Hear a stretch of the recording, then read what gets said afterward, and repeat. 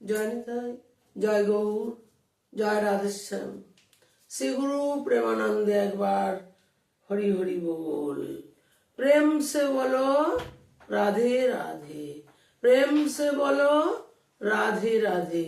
আমি রাধারানীর জন্ম হয়েছে সেই লীলা পাঠ করছি। রাধারানীর বাবার নাম বিষভানু আর মায়ের নাম কীর্তিদা। বিষভানুর বাবারা হলেন 9 ভাই।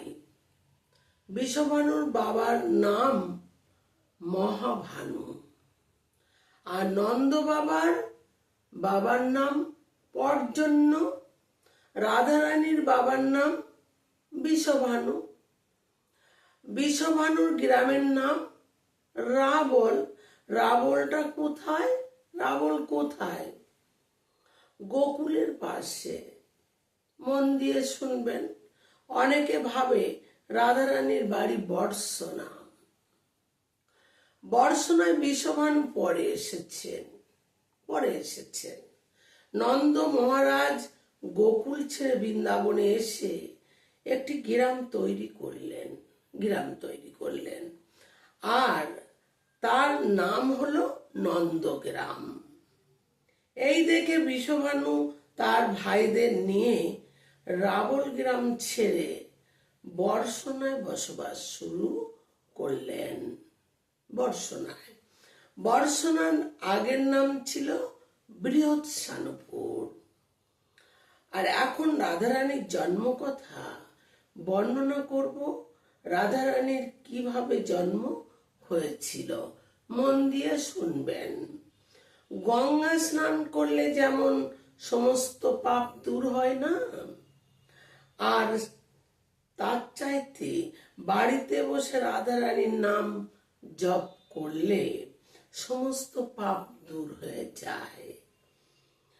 প্রেম সে বলো রাধে রাধে।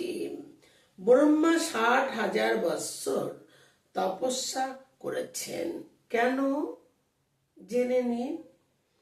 রাধারানীর দর্শন পাওয়ার জন্য ও তার কৃপা লাভ পাওয়ার জন্য।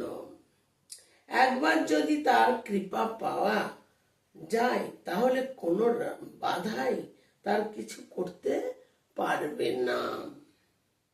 রাধারানী কে কন্যারূপে যে বিষভানু পেয়েছে? কে হতে পারে? সে তো সাধারণ কেউ নয়। এই বিষভানু কে?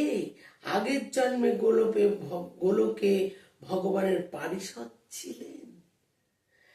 নাম ছিল বসুধাম নাম। এই বসুধাম দাপরে অন্তে বিষভানু হয়েছেন।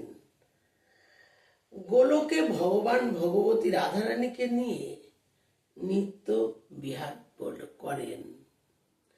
বসুধাম রাধারানীকে দেখে মনে খুব জাগ্রতা হলো।